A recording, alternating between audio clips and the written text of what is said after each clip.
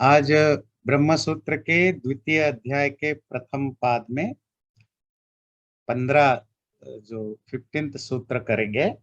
किसी भी कार्य का यहाँ रेफरेंस से है संसार का, कोई कारण होना जरूरी है क्या, इस पर डिस्कशन हो रहा है। क्या बिना कारण के कार्य नहीं हो सकता। आज का जो सूत्र है, भावे क्योपलब्धि है, जो हम उपलब्ध कर रहे हैं, जो हम एक्सपीरियंस कर रहे हैं। हम क्या एक्सपीरियंस कर रहे हैं? कार्य को, संसार को, बने हुए चीजों को। वो एक्सपीरियंस तभी कर पाते हैं क्योंकि उनका भाव होता है, एग्जिस्टेंस होता है। कार्य और कारण दोनों एक ही चीज हैं। कार्य समझ में आया था ना, प्रोडक्ट या इफेक्ट। कारण जो मैटेरियल कॉज है। और जब हम कार्य कारण की बात करते हैं, यहाँ कारण एफिशिएंट कॉज की नहीं कर रहे हैं, जिससे जो मटेरियल कॉज है उस पर क्वेश्चन है, क्या इसकी जरूरत है या नहीं है। हमारे अलग अलग दर्शन शास्त्रों में और संसार के और जो दूसरे कल्चर में जो फिलोसोफर्स होते हैं, उनमें काफी सारा इस पर डिस्कशन और एग्रीमेंट डिसएग्रीमेंट है। कुछ लोग मानते हैं जो कोई जो संसार है या कोई भी जो कार्य है, वो बनने से पहले उसकी एग्जिस्टेंस नहीं होता है। कुछ लोग मानते हैं कि कार्य, एक स्पेसिफिक कार्य तभी होता है जब वो स्पेसिफिक कारण होता है। मतलब स्पेसिफिक कार्य उस स्पेसिफिक कारण में पोटेंशियल के रूप में होता है, मैनिफेस्टेड होने पर उसको हम कार्य कहते हैं। इस तरह अनेक थ्योरीज हैं, कुछ थ्योरी हमने पिछले बार भी डिस्कशन की थी। पर जो वेदांत सूत्र का जो स्टैंड है वो है कि कार्य और कारण, कॉज एंड उसकी जो प्रोडक्ट या इफेक्ट है, ये दोनों इनडिफरेंट है, नॉन डिफरेंट है, एक दूसरे से अलग नहीं है। सिर्फ अवस्था का फर्क है, कंडीशन का फर्क है। गोल्ड और गोल्डन ऑर्नामेंट में अगर कोई चीज फर्क है, वो है कि उनके कंडीशंस अलग हो गए हैं, उनके रूप अलग हो गए हैं, और उनकी जो स्टेट है, अवस्था, वो अलग है। क्या अवस्था? ऑर्नामेंट में काफी सारे चेंजेस हो गए, वो गोल्डन चीजों के रूप में आ गया। मिट्टी और मिट्टी से बने हुए सैकड़ों चीजों में एक ही चीज है, वो घड़ा भी मिट्टी ही है, वो मिट्टी से बना हुआ घर भी मिट्टी ही है। पर आप इसको मिट्टी नहीं कहते हैं क्योंकि किसी दूसरे नाम से, दूसरे रूप से होता है। पर जिस दिन वो घर टूटेगा, घड़ा टूटेगा, तो वापस धीरे धीरे धीरे उसी मिट्टी में कन्वर्ट हो जाएगा। क्या घड़ा बनने के बाद मिट्टी ने अपनी एग्जिस्टेंस खो दिया था? नहीं। क्या घड़ा नष्ट होने के बाद घड़े ने अपना एग्जिस्टेंस खो दिया था? नहीं। तो फिर क्या हुआ? सिर्फ फॉर्म चेंज हो गए। सूत्र कहता है, अगर आप कॉज को नहीं मानते हो, तो जो उपलब्धि होती है, जो एक्सपीरियंस हम करते हैं कार्य का, वो कार्य का एक्सपीरियंस तभी होता है जब उसका एग्जिस्टेंस, भाव या उसकी कारण होता है। नॉर्मली डाउट्स कहाँ होता है? जब हम कारण और कार्य दो अलग अलग चीजें यूज करते हैं ना, कि ऐसा लगता है कि कारण समथिंग एल्स, कुछ अलग चीज है, कार्य कुछ अलग चीज है। बिल्कुल ऐसे जैसे ये घर है, ये रास्ता है, ये ऑफिस है, ये अलग अलग चीजें।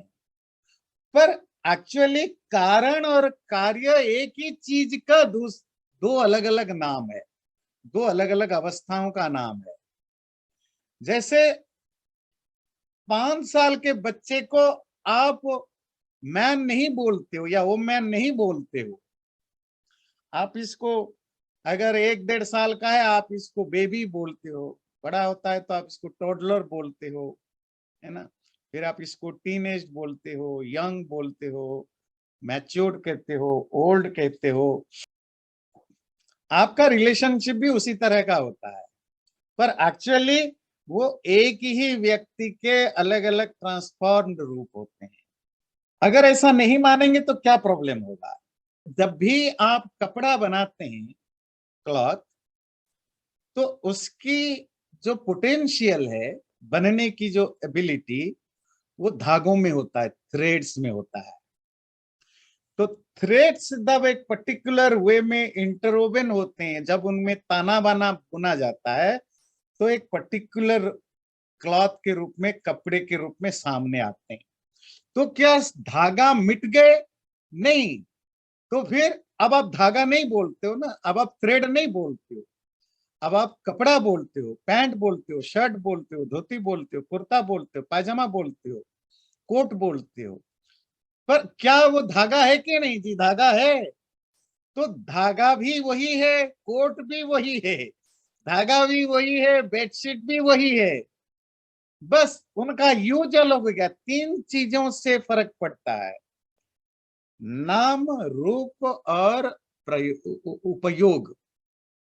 उनका रूप चेंज हो जाता है, उनका एक नाम चेंज हो जाता है, और उपयोग मतलब उनका यूज चेंज हो जाता है। धागा होगा तो उसकी दूसरी यूज होगी, धागा आप कहीं बांधोगे, इस तरह के यूज हो सकता है, पर आप इसको पहन नहीं सकते हो, उससे आप बेडशीट नहीं बना सकते हो, उसमें आपके विंडो कवर नहीं बना सकते, नहीं यूज कर सकते हो। पर उसी धागा का जब फॉर्म चेंज हो गया, विंडो कवर के रूप में, बेडशीट के रूप में, पैंट के रूप में, शर्ट के रूप में, सिंपल क्लॉथ के रूप में, तो उनका यूज भी बदल गया, नाम भी बदल गया, रूप भी बदल गया। तो नाम रूप रंग बदल जाने से ऐसा लगता है कि दो अलग अलग चीजें हैं, पर जबकि सूत या धागा या थ्रेड कारण है, क्लॉथ जो होते हैं कार्य है। कार्य की उपलब्धि सूत में पहले से ही होने के कारण से ही होता है, नहीं तो नहीं हो सकता। मिट्टी के होते ही घड़े की उपलब्धि होती है, सूत की उपलब्ध होने पर ही कपड़ों की उपलब्धि होती है। आपके यहाँ कपास बनता होगा, है ना? कपास समझते हैं ना? तो कपास जब बनना बंद हो जाए, धागा जब न रहे, तो फिर कपड़ा नहीं हो सकता। क्ले या मिट्टी क्या होना ही, आपके पास घड़ा हो न हो, कल नहीं परसों, परसों नहीं 5 साल के बाद आप घड़ा बना लोगे, पर मिट्टी होना जरूरी है। मिट्टी होने पर ही घड़े की उपलब्धि होगी। अगर मिट्टी है ही नहीं, तो मिट्टी का घड़ा कभी नहीं बन सकता। धागा ना हो तो कपड़ा कभी नहीं बन सकता। लोहा ना हो, लोहे के बने हुए चीजें कभी नहीं बन सकते। तो लोहा के भाव, भाव मतलब एग्जिस्टेंस होने पर ही लोहे से बने हुए चीजों की उपलब्धि, जो अवेलेबिलिटी है ना, उपलब्धता बनी रहती। सत्वात् चा परस्य, सत्वात्, सत्व अगेन द सेम, एग्जिस्टेंस अस्तित्व, सत्ता। अपरस्य पोस्टीरियर मतलब जो बाद में आता है। पहले अपरा या पोस्टीरियर को समझ लेते हैं। कारण और कार्य में कौन प्रिय और कौन पोस्ट होता है, कौन पूर्व और कौन पर होता है? कारण हमेशा पूर्ववर्ती होगा, पूर्ववर्ती मतलब प्री स्टेट में होगा, और कार्य हमेशा पोस्टीरियर होगा, बाद में उसकी उसकी अवेलेबिलिटी होगी, है ना?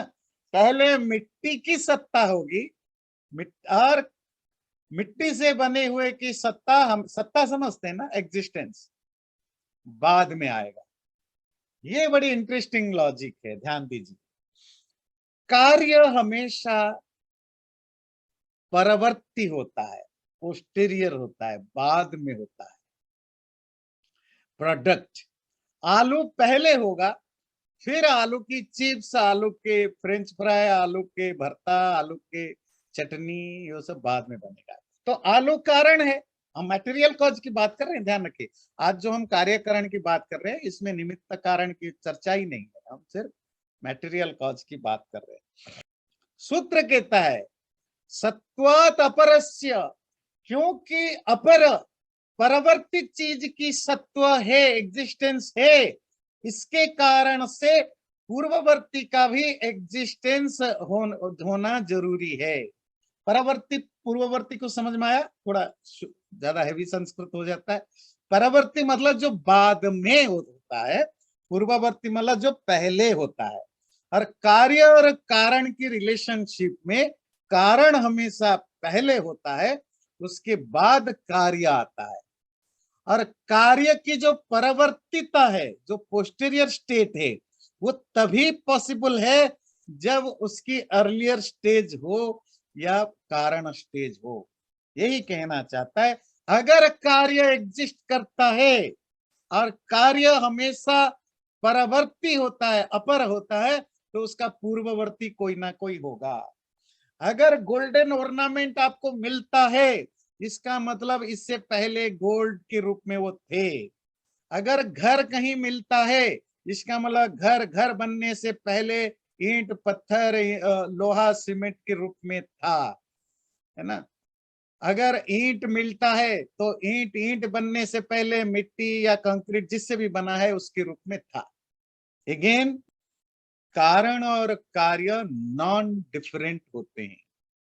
ये बहुत एक बेसिक कॉन्सेप्ट जो वेदांत सूत्र से का आप ध्यान रखिएगा। कारण और कार्य नॉन डिफरेंट होते हैं। नॉन डिफरेंट मतलब एक ही चीज दो अलग अलग, they are not two different things, there are one thing with different forms. ये बेसिक चीज है। तो जो ये 16वां सूत्र कहता है, अवर, जो बाद में आने वाला जो चीज है, परवर्ती जो कार्य है, उसकी सत्ता है।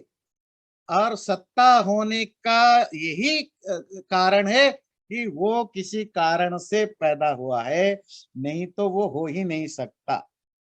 इसको आप दूसरे ढंग से जरा समझें कि बिना कॉम्पिटेंट कॉज के जो कार्य है, जो प्रोडक्ट है, वो प्रोड्यूस्ड नहीं हो सकता। हर कार्य का एक कॉम्पिटेंट कारण होता है, एक योग्य समर्थ कारण होता है। ये समर्थ कारण को समझिए। धागा, आपको जब भी कपड़ा बनाने होगा, आप कपड़ा बनाने वाला मिट्टी ढूंढने नहीं जाता है कि मुझे क्लॉथ बनाना है तो मैं जाऊं रॉ मटेरियल लाने।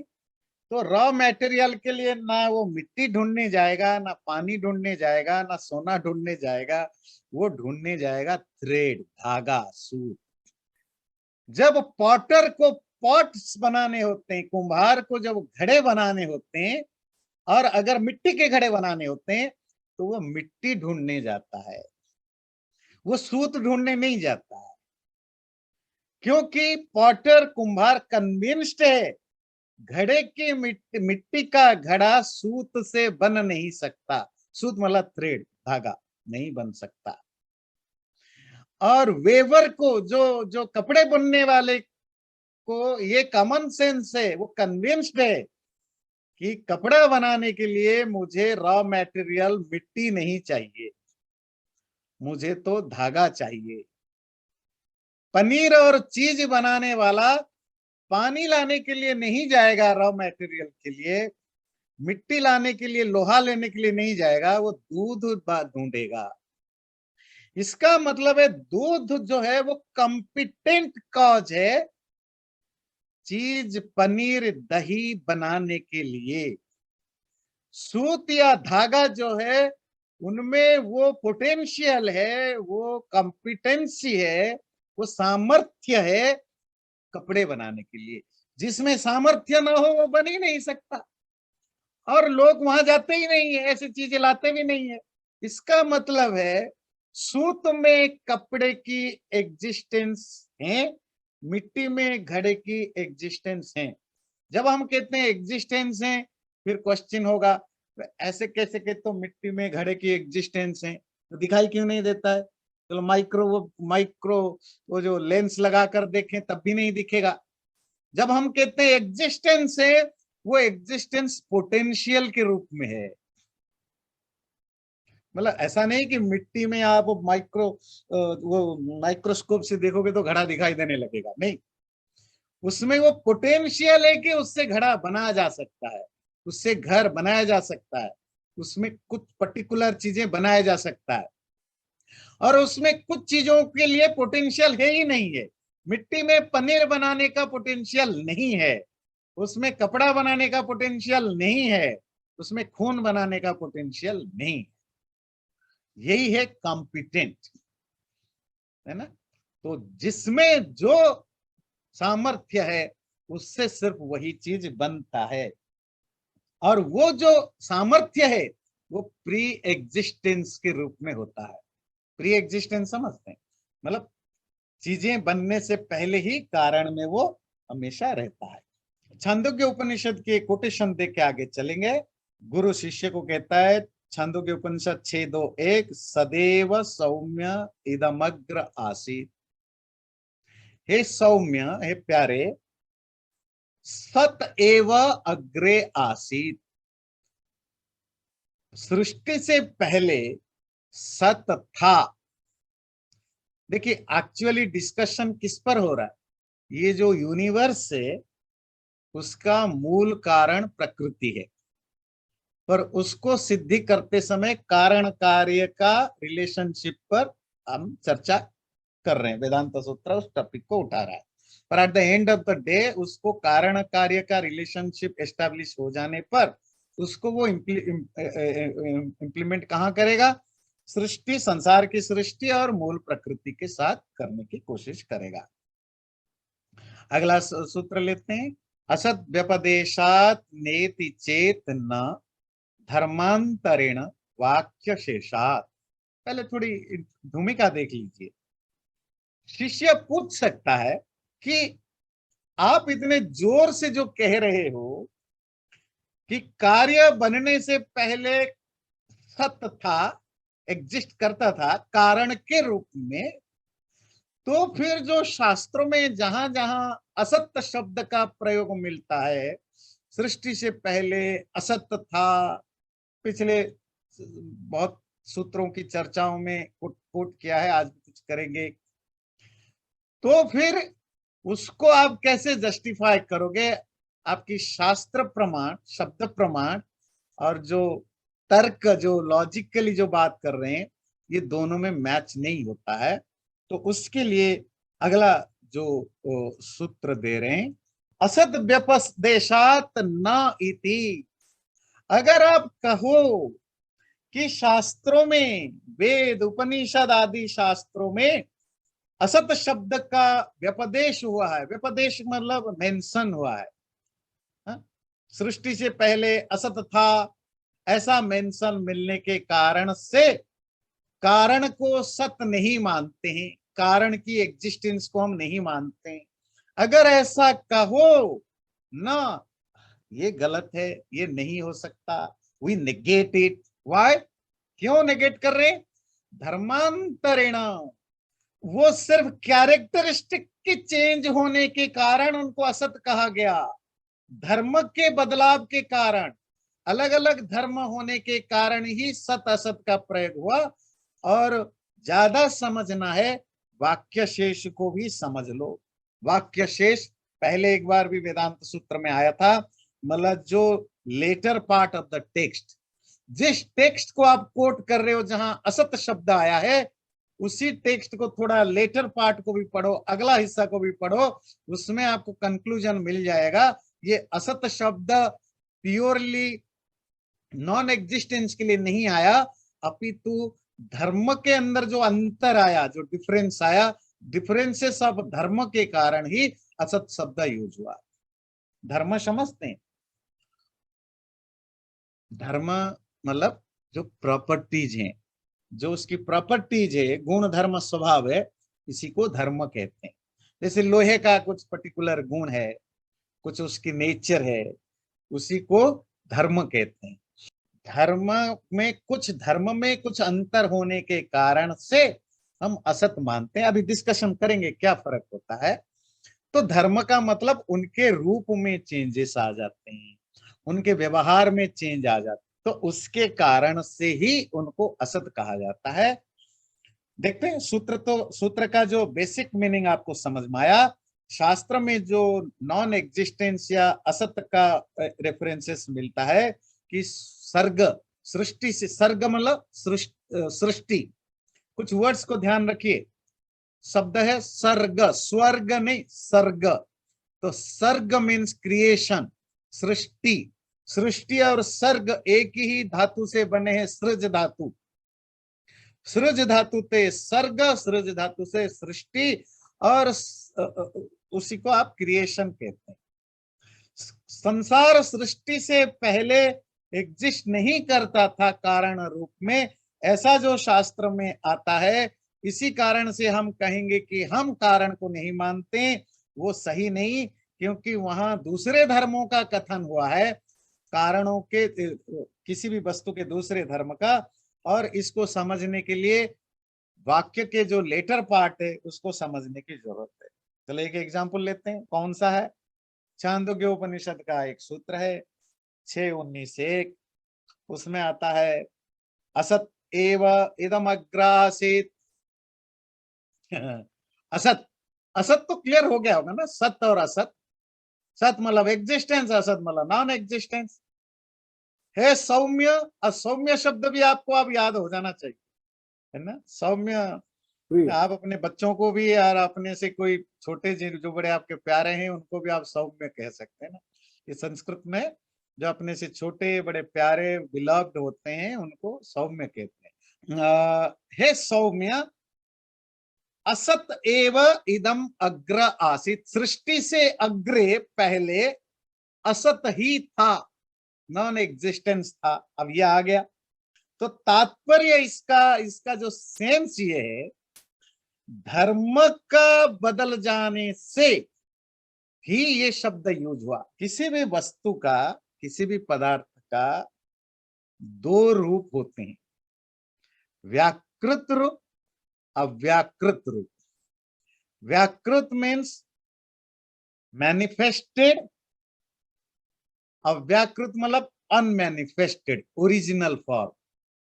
दूध अव्याकृत रूप है, ओरिजिनल फॉर्म है, अनमैनिफेस्टेड फॉर्म है।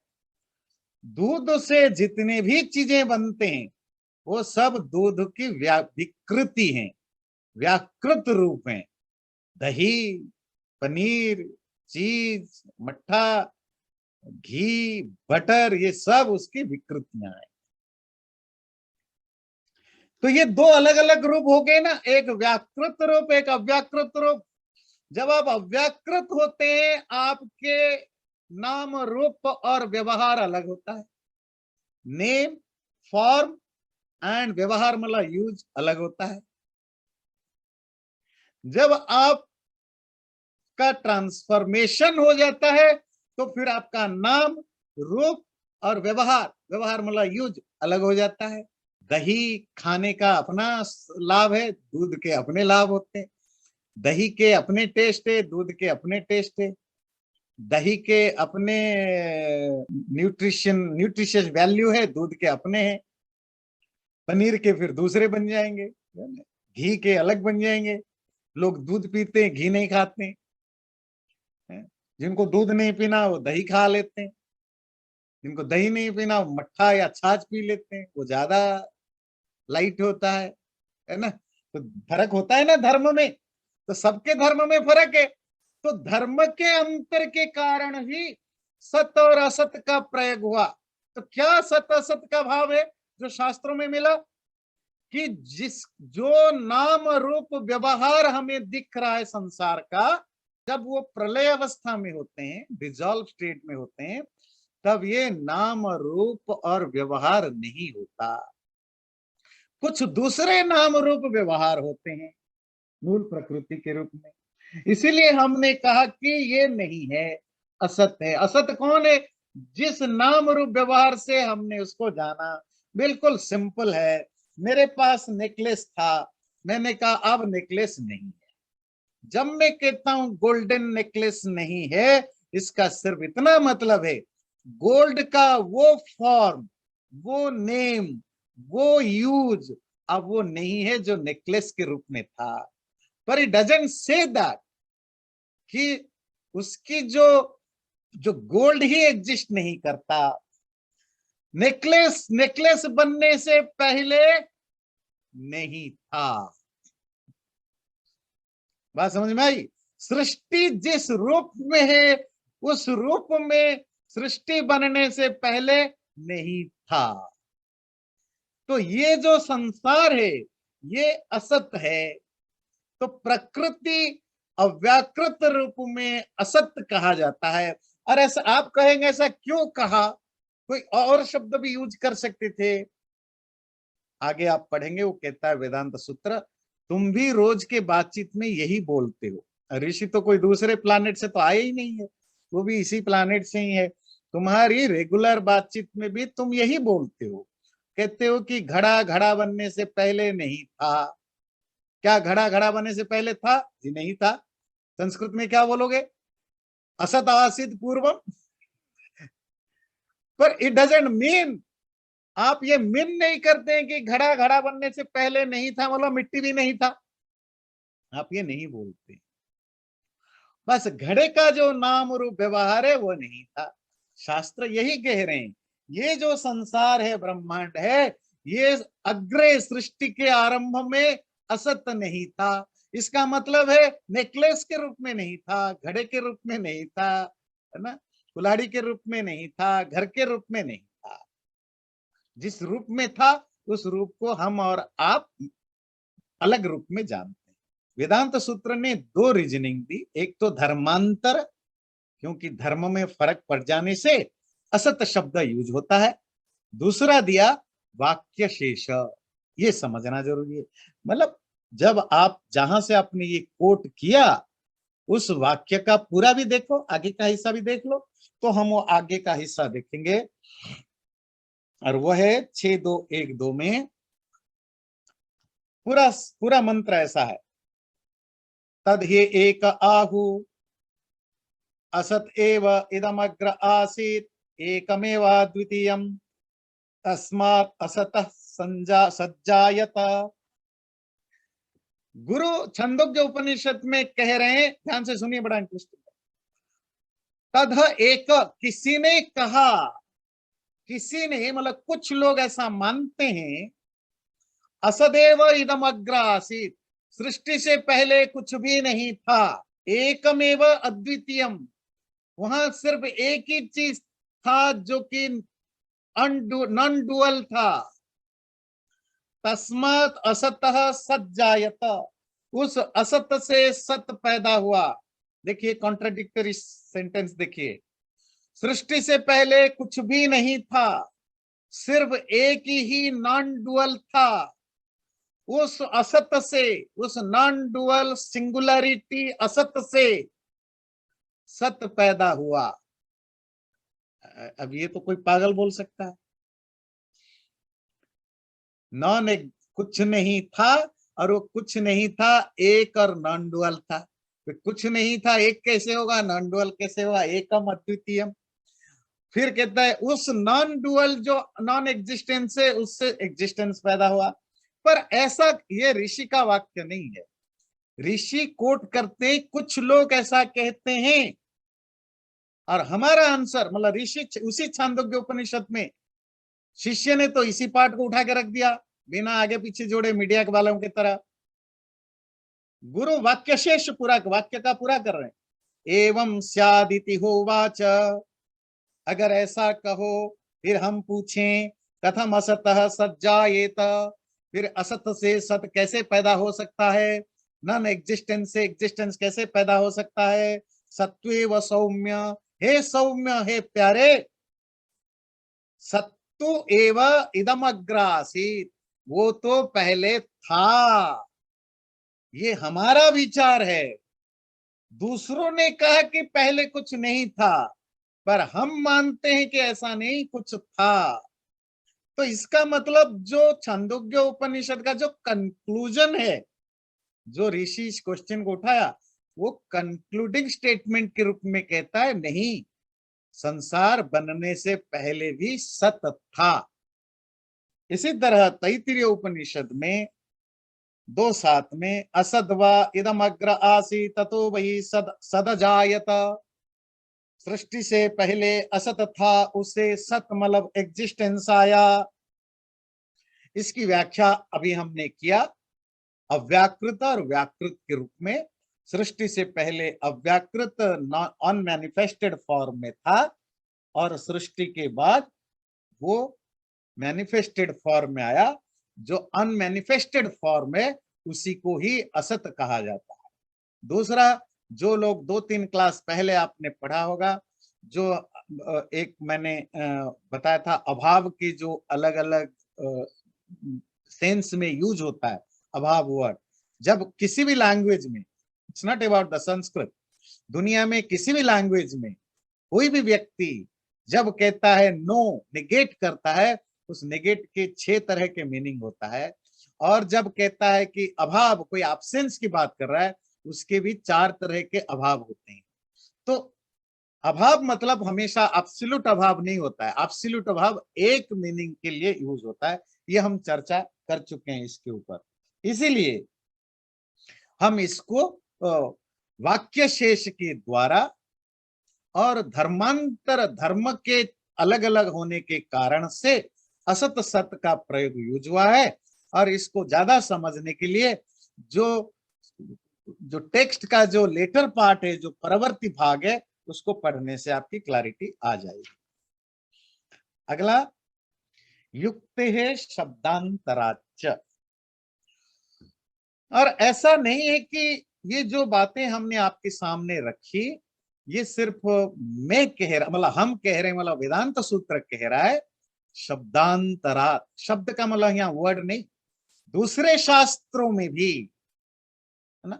शब्द प्रमाण मतलब, शब्द मतलब शास्त्र, दूसरे शास्त्रों से भी यही प्रमाणित होता है, मतलब दूसरे शास्त्र भी यही मानते। और पहला युक्ति, जो रीजनिंग है, जो उसकी रैशनैलिटी है, वो भी इससे भी सिद्ध होता है। तो इस सूत्र में 2 चीजें बताई, युक्ति के कारण से भी, युक्ति के मतलब जो रीजनिंग है, रीजनिंग के दृष्टि से भी ये बात सिद्ध होता है। और ये सिर्फ मैं नहीं कह रहा हूं, दूसरे शास्त्र वाले भी कह रहे हैं। आपको पता है ना, जो लोग रिसर्च वगैरह करते हैं या रिसर्च पेपर लिखते हैं, तो रिसर्च मैगजीन में लिखते हैं, तो उसका एक पीयर रिव्यू होता है। पीयर रिव्यू मतलब आपके जैसा कोई दूसरा ज्ञानी विद्वान उसी सब्जेक्ट का, वो भी उसमें कमेंट्स देता है। ये पीयर रिव्यू रिसर्च आज भी देखिए रिसर्च पेपर के लिए बहुत जरूरी होता है। अब देखिए, ये कोई आपको लगता होगा ये बड़ा वेस्टर्न कॉन्सेप्ट है, वेदांत में तो दर्जनों बार अलग अलग अपने कंटेम्पररी, पुराने शास्त्रों को कोट करना डिफरेंट थिंग, अपने कंटेम्पररी लोगों को कोट करना, अपने जैसे दूसरे स्कॉलर को कोट करना, जिसको आप पीयर रिव्यू कहते हैं, वो भी पार्ट है। शब्दांतर मतलब अदर लिटरेचर, वो कौन है? सांख्य दर्शन है, योग दर्शन है। सांख्य योग दर्शन भी इसी सिद्धांत को मानते हैं, सत्कार्यवाद। कार्य इफेक्ट या प्रोडक्ट बनने से पहले कॉज के रूप में हुआ करता था, कार्य कार्य के रूप में नहीं होता है कभी। कार्य कार्य बनने से पहले था, इसका अर्थ ये नहीं कि नेकलेस नेकलेस बनने से पहले था। नेकलेस नेकलेस बनने से पहले नेकलेस के कॉज के रूप में था, गोल्ड के रूप में था, मेटेरियल कॉज के रूप में था। तो ये दूसरे शास्त्रों में भी कहा गया। युक्ति की चर्चा भी काफी हमने कर ली। उस लोहार को, आयरन स्मिथ को भी ये रीजनिंग पता है कि मुझे अगर लोहे का चीज बनाना है, उसके लिए मुझे रॉ मटेरियल लोहा ही लाना है। मिट्टी की चीजें बनाना है, मिट्टी ही लाना है। कोई लोहार, आयरन स्मिथ, आयरन चीज बनाने के लिए गोल्ड या डायमंड या प्लैटिनम या सॉयल या क्ले या पानी नहीं लाता। कोई कपड़ा बनाने वाला व्यक्ति रॉ मटेरियल के लिए मिट्टी, हवा, पानी, लकड़ी, पत्ता नहीं लाता, क्योंकि ये जो कॉमन सेंस है, वो कॉमन सेंस कहां से आता है? कन्विक्शन है। ये कन्विक्शन है कि कपड़े की जो एग्जिस्टेंस, जब मैं एग्जिस्टेंस कहता हूं पोटेंशियल है एग्जिस्टेंस, वो सिर्फ धागे में ही हो सकता है। घड़ा बनाने की जो पोटेंशियल के एग्जिस्टेंस वो सिर्फ मिट्टी में ही हो सकता है। ये जो योजना है, योजना मतलब जो योजना और युक्ति सेम चीज है। ये जो आपकी जो प्रिपरेशन है किसी चीज को बनाने के लिए, प्रिपरेशन के लिए भी आप हमेशा सेम रॉ मटेरियल लाते हैं, नहीं तो फिर पानी से पनीर बन सकता है, और पनीर से गोल्ड भी बन सकता है, और गोल्ड से प्रेसिडेंट भी बन सकता है, क्योंकि फिर तो कोई कुछ भी बन सकता है।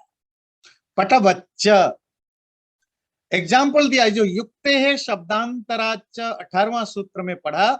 युक्ति मतलब रीजनिंग, और शब्दांतर मतलब दूसरे शास्त्रों के प्रमाण से भी सिद्ध होता है।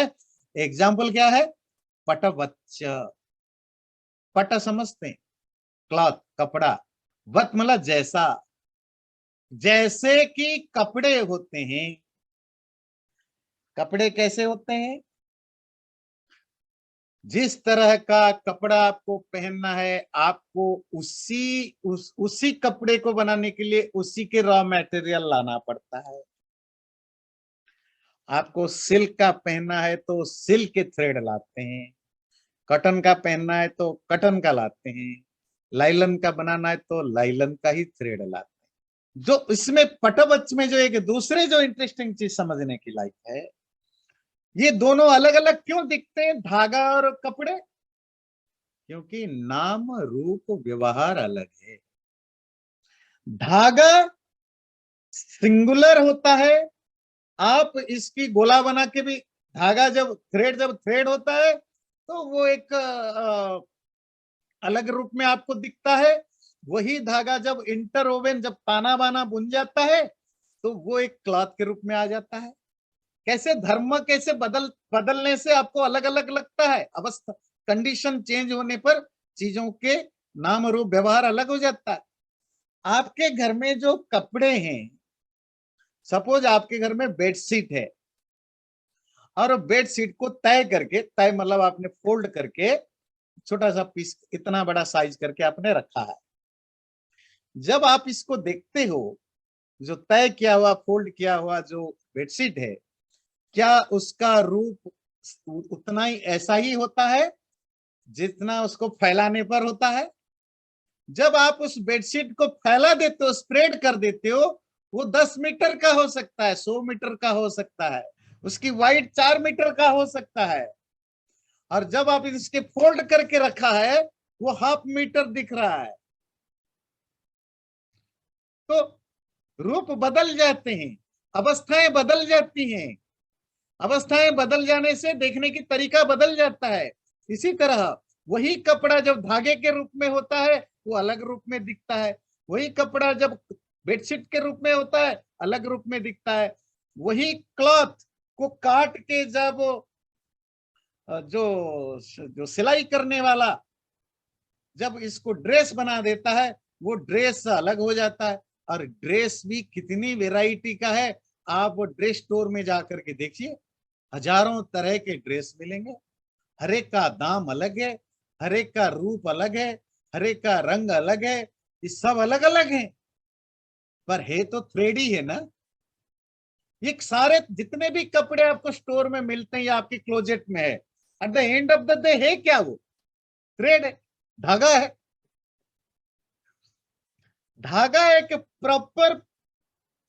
प्रॉपर अरेंजमेंट के साथ, पर्टिकुलर अरेंजमेंट के साथ जब इंटरवोवन हो जाता है, उसका एक अलग कंडीशन बन जाता है। तो इसी तरह संसार का जो स्वरूप आप देखते हैं, वो एक पर्टिकुलर अरेंजमेंट के साथ जब सत्व रजत तम बनते हैं तो उसका एक अलग रूप होता है। किसी दूसरे अरेंजमेंट के साथ बनते हैं तो कोई दूसरा नाम रूप व्यवहार हो जाता है, तीसरे ढंग से अरेंज करते हैं तो तीसरा नाम रूप व्यवहार हो जाता है। नाम रूप व्यवहार, नेम फॉर्म एंड यूज, ये बदलते रहते हैं, ये है धर्म, बदलते रहते हैं। ये इसी को धर्म कहा। पर है वही सत्व रजत तम। यथाच प्राणादि। एक एग्जाम्पल दिया पट का, पट समझ में आया, कपड़े वस्त्र। दूसरा एग्जाम्पल दिया प्राण की, जैसे प्राण आदि होते हैं। ये दोनों बहुत बहुत क्लोज एग्जाम्पल है जो आसानी से समझ सकते हैं। कपड़े समझ गए, धागा और कपड़े। प्राण क्या है? एक ही वायु, जो एटमॉस्फेयर में जो एयर है, हवा वायु है, एक ही वायु जब शरीर के अंदर सांस लेकर आप ले जाते हैं, वो सेम वायु 5 रूप में ना जाने जाते हैं। प्राण, अपान, व्यान, समान, उदान। क्या ये पांचों अलग अलग है कारण रूप में? नहीं, ये एक ही मटेरियल कॉज है, रॉ मटेरियल है वायु। तो फिर अलग अलग रूप में क्यों जाने जाते हैं? नाम रूप व्यवहार अलग अलग है। प्राण का फंक्शन अलग है, प्राण का स्वरूप अलग है। अपान वही सेम वायु जब दूसरे टाइप का फंक्शन करता है, दूसरे टाइप की तरह का यूज होता है, तो उसका नाम अपान बन जाता है। तो वायु के सेम, एक ही वायु के अलग अलग प्रकार के अरेंजमेंट के कारण जो उनके अलग अलग व्यवहार हो जाता है शरीर के अंदर, तो वो अलग अलग नाम से जाने जाते हैं। प्राण, अपान, व्यान, समान, उदान। इसी तरह वही सत्व रजत तमो गुणात्मक प्रकृति अलग अलग अरेंजमेंट के कारण अलग अलग नाम रूप व्यवहार वाले जब हो जाते हैं, तो अलग अलग रूप में जाने जाते हैं, जिसको आप ब्रह्मांड या संसार कहते हो। तो जैसे कि प्रश्नोपनिषद में आपने पढ़ा, अभी प्रश्नोपनिषद आपका चल रहा है, तो उसमें आपने 2-3 में पढ़ा, अहम एव एतत् पंचधा आत्मानं प्रविभज्य एतद् बाणम अवष्टम्भ्य विधारयामि। तो उसमें प्राण वायु कहता है, जब वो उनकी झगड़ा हुआ था, तो कहता है मैं ही प्राण वायु अपने आप को 5 तरह से बांट करके पूरे शरीर को धारण करता हूं। इसी तरह अगर यहाँ प्रकृति जोड़ दें, प्रकृति के मैं ही अकेली अपने आप को करोड़ों तरह से बना करके पूरे संसार को संसार के रूप में होती हूँ। तो इस तरह अनेक सारे एग्जाम्पल के द्वारा ये एस्टैब्लिश करने की कोशिश की कि कारण और कार्य एक ही चीज होते हैं, इनमें कोई डिफरेंसेस नहीं है। जो डिफरेंसेस है धर्मांतर, धर्म के भेद, और व्याकृत और अव्याकृत, कुछ आपको टेक्निकल वर्ड्स भी मिलते हैं, अनमैनिफेस्टेड और मैनिफेस्टेड फॉर्म के कारण, या उनके अंदर जो ट्रांसफॉर्मेशन होता है through the different type of arrangement, उसके कारण जो जो बेसिक 3 चीजें उनको डिफरेंशिएट कर देता है, वो कौन है? नाम, रूप और व्यवहार। चैनल को सब्सक्राइब जरूर करें और वीडियो अच्छा लगे लाइक भी जरूर करें।